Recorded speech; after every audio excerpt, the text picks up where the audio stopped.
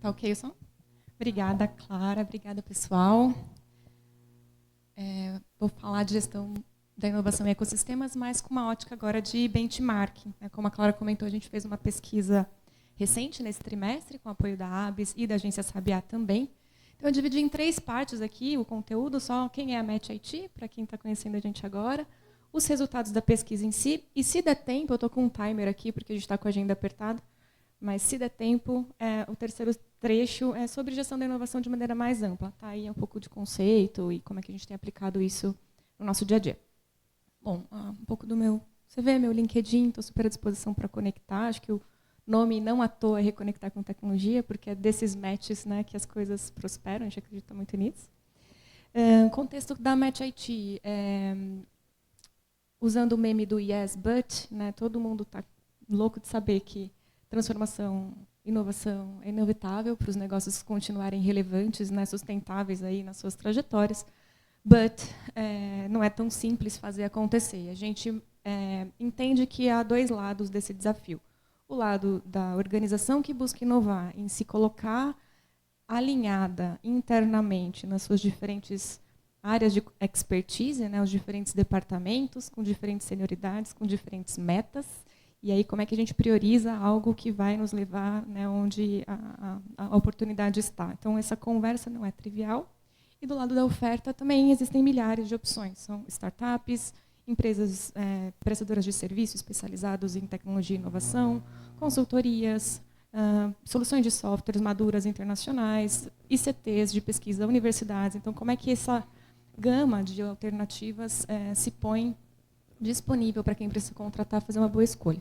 Então, a gente vem para, de alguma maneira, né, buscar resolver essa torre de Babel usando inteligência artificial. Esse é o nosso propósito. E a gente hoje tem 2 produtos que conectam o lado que contrata e o lado que oferta. O nosso primeiro produto é o homônimo, Match IT, faz o matchmaking de uma demanda com o ecossistema de fornecedor em minutinhos.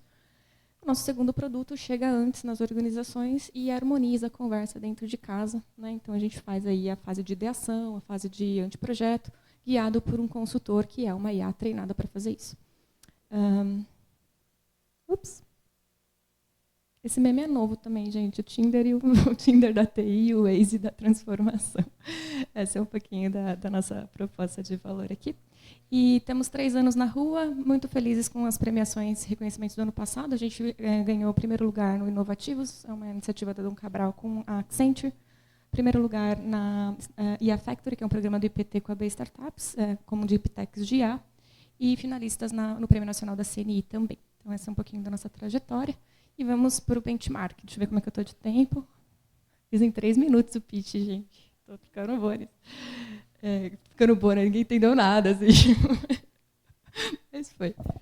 Bom, essa pesquisa rodou no comecinho desse trimestre. Né? A gente teve 81% dos respondentes de nível de gerência acima, né? Gerentes, diretores, vice-presidentes, superintendentes. 93% nas áreas de TI, inovação e negócios. Então, a minoria aí seriam as áreas de apoio. Aqui está um pouquinho do perfil dos respondentes. A gente tem a maior parte sendo startups e PMEs, né, empresas de pequeno e médio porte. 22% dos respondentes são corporações e 24% são hubs, contendo em hubs as aceleradoras, os parques tecnológicos, universidades e incubadoras e governos. Então, bem mais misturado ali o conceito de hubs da maneira que a gente pode agrupar. Em relação ao tempo em que essas organizações respondentes da pesquisa atuam explicitamente sobre a agenda de inovação, ficou bem clarinho o cinza. Não sei se tem uma lâmpada que eu consiga apagar aqui para dar para ler. Deixa eu ver.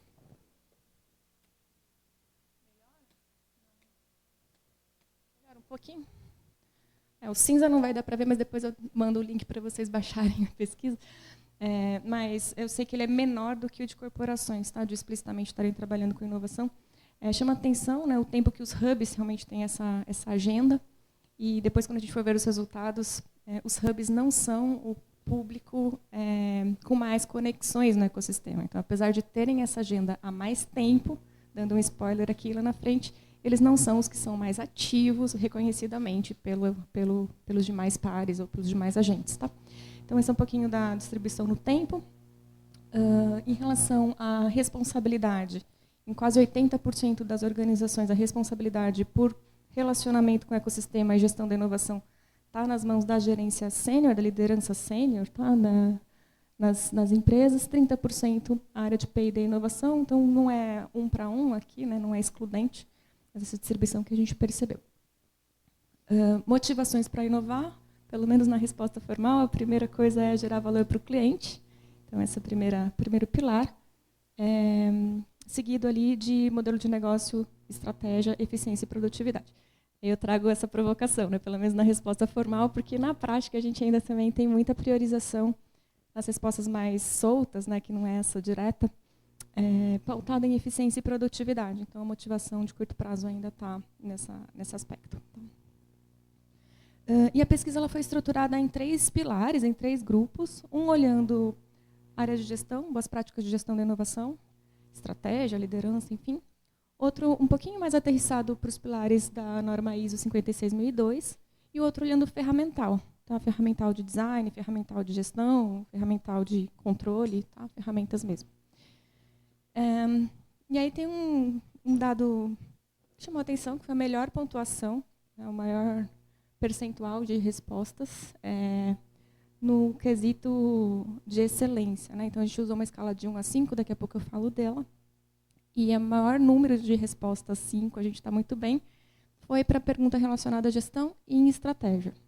Ups, caiu a internet, mas vai dar tudo certo. 56%, aí o Pablo vai ajudar a gente lá a voltar. Voltou, obrigada, Pablo. Então, é legal, mais da metade tem isso no nível 5 de máxima excelência.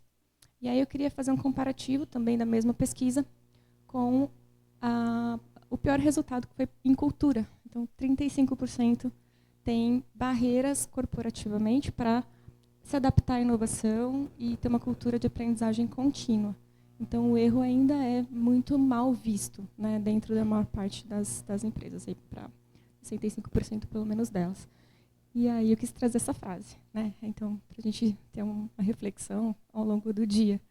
É uma frase antiguinha, que a cultura devora a estratégia no café da manhã. Então, legal, a gente tem uma ótima estratégia de inovação, mas as pessoas não podem implementar, não. Porque se elas implementarem, pode ter algum caráter punitivo. Então, são reflexões para a gente trocar ideias ao longo do dia de hoje. E aí, aqui a escala que a gente usou para quantificar, tá? A pesquisa. Então, claro que por trás tem alguns benchmarks, algumas melhores práticas, mas não é uma classificação standard internacional de Harvard. Tá? É só uma forma que a gente usou para medir. Uma escala de 1 a 5, sendo 1 inexistente e 5 excelente, né, cada um dos aspectos medidos. E na média geral, de todo mundo misturado, 3,7 foi o total de maturidade, tá? Considerando aqueles 3 pilares, gestão, ISO 56000 e ferramentas. Chama a atenção que 42% do público respondente está entre os níveis deficitário e neutro. Então, apesar de a gente ter uma média do meio para frente, tem um contingente importante que tem ainda bastante coisa para fazer.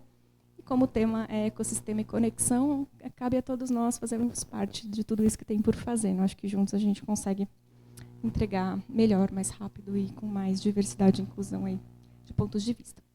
O que está dando certo, segundo os respondentes da pesquisa? Top 5, tá? Tem mais detalhes lá no relatório. Mas está dando certo. A captação de insights, então ter um hábito, né, de pesquisar o que está acontecendo no mercado, os fatores, tendências e elementos macroeconômicos, enfim, externos. Está fazendo muito ruído? Vocês estão me ouvindo? Se eu vier para cá, melhor? Vou tentar do lado de cá. Aqui, melhorou? Tá bom.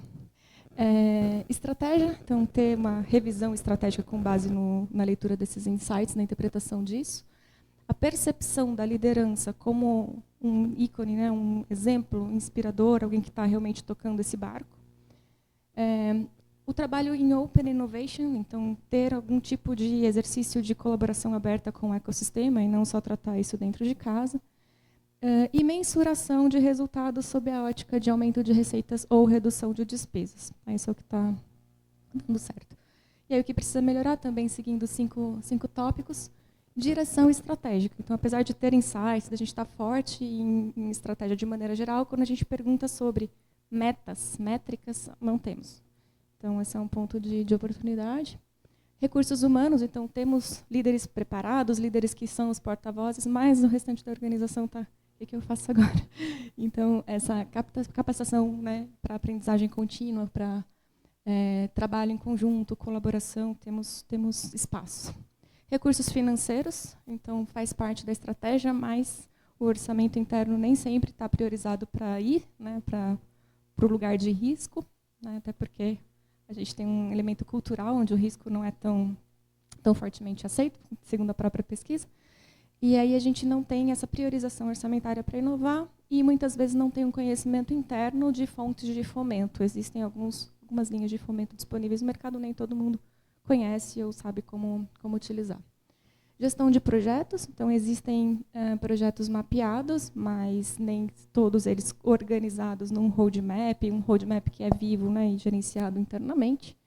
E do ponto de vista de ferramental, existem iniciativas de conexão aberta, seja um evento, seja uma planilha de startups que eu vi, uma lista de centros de pesquisa que eu visitei, mas a ferramenta mesmo, para que essa conversa seja fluida e seja mantida atualizada, não está disponível. Então, são resumos, só para falar agora, fora da maturidade, no relacionamento com agentes. Aqui são os agentes mais citados por outros atores do ecossistema na pesquisa, então, startups mais participativas na relação, em primeiro lugar, seguido de corporações. As universidades aparecem em quarto lugar, então, depois das pequenas e médias empresas. A gente tem governo, aceleradoras e as associações citadas em sétimo lugar. Então, acho que esse também vou deixar para a gente conversar depois do coffee break no painel. Acho que a gente tem alguma oportunidade de falar sobre isso. Benefícios de quem colabora com os demais agentes do ecossistema. Troca de experiências e conhecimento, redes de indicação, conexões para parcerias e negócios, convites para eventos, relacionamentos, cocriação de caminhos, melhoria de habilidades, reconhecimento da comunidade. Essa lista era maior e a geração de negócio está lá embaixo. Então, fica também essa mensagem. A gente está muito nessa conexão, mas ainda sem conexão de execução, né, de implementar junto. Ainda tem muito relacionamento, mas não implementação. Algumas prioridades para 2024, segundo a pesquisa: criar novos modelos de negócio, novos produtos, incorporar IA, tá, até no cachorro-quente você fala de inteligência artificial hoje. Tecnologias digitais, a transformação continua digitalmente e fortalecer o relacionamento com o ecossistema e alguns riscos relacionados a múltiplas prioridades, conflitos de demandas, orçamento, que a gente já falou, e a parte cultural das equipes não terem a maturidade que precisaria para fazer acontecer. Aqui está o QR Code, então quem quiser fazer download, ver o documento completo, ele está aí. E aí, deixa eu ver como é que eu estou de tempo. Posso estourar 3? Se eu fizer 3 mais 3, eu faço a outra parte. Vocês deixam? Então, acho que deu para pegar o QR Code? Então, eu vou para a terceira parte, que é como é que a gente está inovando com IA. Então, esse slide que tem uma coisa não copia aqui, eu copiei de Stanford, então não tirem foto desse slide, só responda uma pergunta. O que essas marcas têm em comum? E foram todas muito fortes, né, no seu segmento. Então, realmente não tem um contexto onde a gente possa se ver como too big to fail. A inovação é mandatória para que você não fale e possa se transformar. De todas as empresas listadas na primeira edição da Fortune 500, de 1945, se não me engano, 55, só 12% sobreviveram. Então, não é trivial se manter relevante. Você fala, 70 anos. Pois é, mas tem empresas que sobreviveram e se transformaram, então é possível. Aqui, só para reforçar que inovação faz parte do escopo, foi rapidinho para não tomar tempo com isso, mas faz parte do escopo estratégico e é papel do líder organizacional ter isso na agenda. Não é um privilégio das empresas de 55 serem ameaçadas pela inovação, acho que isso só vai acelerar, né? Não é que aconteceu a inovação e agora a gente não precisa mais pensar. Só vai acelerar por 3 fatores nessa interpretação. Uma é a lei de Moore, então, não sei se vocês já viram esse gráfico, mas até mais ou menos 95 existia um coeficiente linear de crescimento da capacidade no chip no mesmo espaço. E, a partir de então, isso foi rompido. Esse gráfico ele vai só até 2010. Então, não à toa as ações da NVIDIA estão tão expressivamente valiosas, né, porque a capacidade de processamento em microespaço só aumenta desde então. Então, a velocidade da inovação também aumenta. A lei de Metcalfe, que fala da conexão entre os elos. Então, você tem um aumento exponencial quanto mais elos colaboram. Isso também tem bastante a ver com a rede de colaboração que a gente está falando aqui, né, de agentes do ecossistema. E a lei do poder, que é basicamente one big wins all. Né? Então, isso também, quando você fala de soluções como o Waze, por exemplo, você está combinando os 3 fatores, né? Velocidade, o poder da conexão e o efeito de o grande leva tudo. Então, esses são elementos que levam a acelerar. Tudo isso é inovação. Então, às vezes, dentro da startup, a gente questiona, inovação é só stage gate, é só P&D, é só transformação. Não, tudo isso é inovação, e inovação responde à estratégia. Então, se a sua empresa busca ganho de produtividade, melhoria contínua também faz parte de inovação, é fazer diferente o mesmo processo. Isso vai depender da estratégia, da cultura, dos processos internos, tem uma série de coisas aqui. Estou fazendo em 3 minutos e isso está cruel, gente, mas a gente pode conversar depois no café.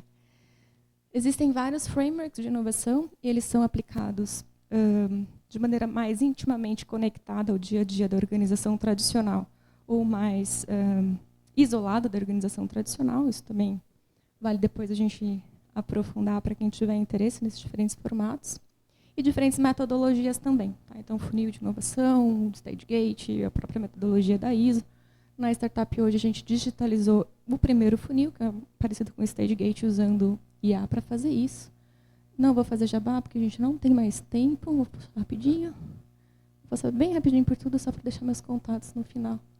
E essa mensagem, né, que a gente acredita muito que dá para fazer resultados melhores, resultados diferentes, mas a gente tem que fazer diferente e estou bem feliz de ter essa sala cheia para a gente fazer diferente junto. Muito obrigada.